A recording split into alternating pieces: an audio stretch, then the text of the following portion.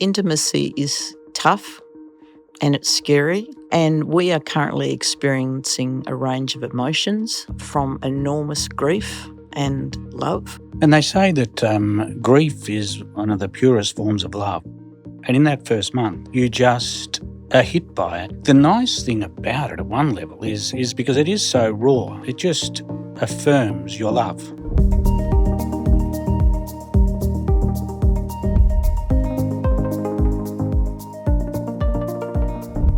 So firstly, welcome to Hold the Moment. Karen, Jonathan, tell us a little bit about your relationship. I believe you've had a surprise wedding. Mm-hmm. Yes, we had a surprise wedding on Jonathan's 60th. Wow. So we've been together for 15 years, but we've been married for 8. So it was a big surprise, and we didn't tell anyone, but we did tell our children. I love that. Karen, you've received some pretty big news earlier this year. What was your diagnosis? Can you share that with us? It was primary progressive aphasia, but the non-fluent variety. But the first time we went, it was frontotemporal dementia, language variant. So it just came down a bit. But it has a major effect on Karen's language. Mm. And that's the key thing, Yeah. isn't it? And you noticed, 2 years ago. Yeah, well, 3 years ago. Yeah, I just had lost my mojo, and I just was stumbling over my words, and I was getting my pronouns mixed up, and I just was always been, the life of the party, and I was very vivacious. And I've got a bit of a fan base. Fantastic. And Karen Dimke fan base, because I've been working in that sector for 30 years or more. She said to me, you seem depressed. And I just said, look, I just don't know. And original diagnosis was it was PTSD or depression, because I had a friend who committed suicide. Okay. And I was very depressed.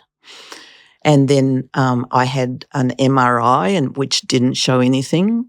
And then I had went to an integrative doctor, and she gave me some herbals and burbles. Yep. And then I had a PET scan, and that is what diagnosed me. Yeah.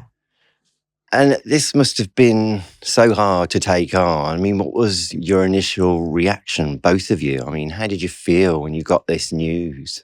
It really absolutely rocked our world. But there was also this whole sense of we're trying to find out what's wrong here. Mm. So there is a sense of, okay, there's a bit of relief. Okay, we know what's wrong.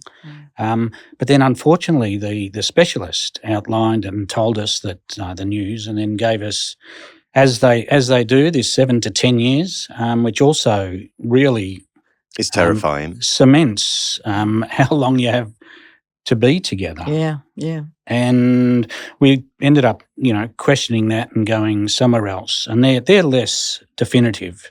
Because it's a very individual journey for Karen and us together. And with that, it brings a bit of a grieving process, really, doesn't it?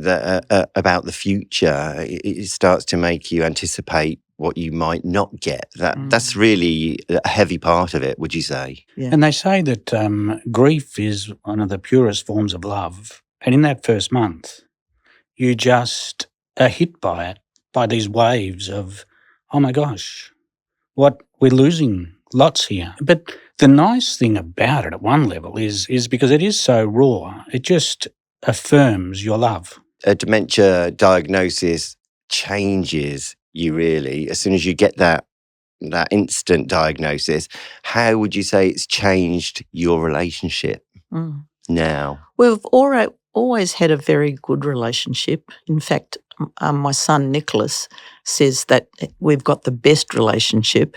That's a great compliment. So, but it just makes it more tender and gentle.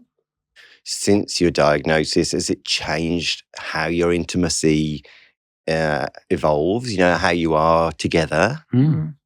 Yes, the tenderness has been just wonderful, and it's continuing in relation to us both listening and being more aware of each other's needs. But it sort of began 2 years ago, really, when we were wondering what was wrong too, because we went on more holidays and did other things. But we've just become much more mindful, probably about living in the moment, not living in each other's pockets, because Karen's still incredibly independent.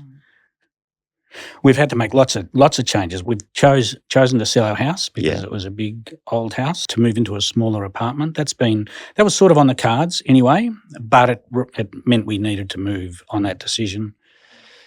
How partners physically relate to each other, their intimacy often changes too. How has the intimacy sort of changed in your relationship, would you say? Have you noticed it change much, or have things gone in a different direction since your diagnosis?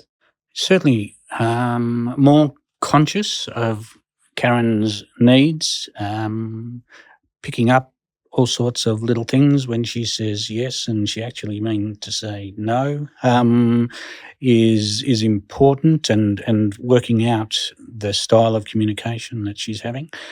But as the whole thing progresses too, I think that touch is going to be more and more important as the language won't be as fluent, and we'll need to rely on that a little bit more, because I think we're still in this tender time, which is wonderful. So we're going to maximise that.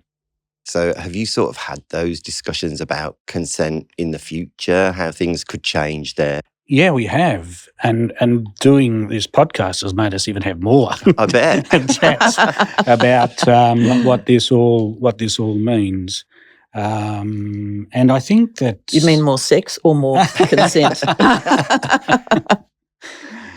It's going to be, I think, really critical to be listening to Karen and her needs, and that as time goes on, one of the things we talked about was that it's probably going to be important for Karen to make the move. Yes. And that'll be something that, I'll need to be very mindful of. And fortunately, she makes a move reasonably often, which Thank is goodness. terrific. How do you think about consent now? I think I'll face those challenges as we move on, and I don't have any worry about consent. So, unfortunately, you've got a fantastic basis because you've been together for 15 years, haven't you? Mm-hmm. Yeah. I've got very good trust in him.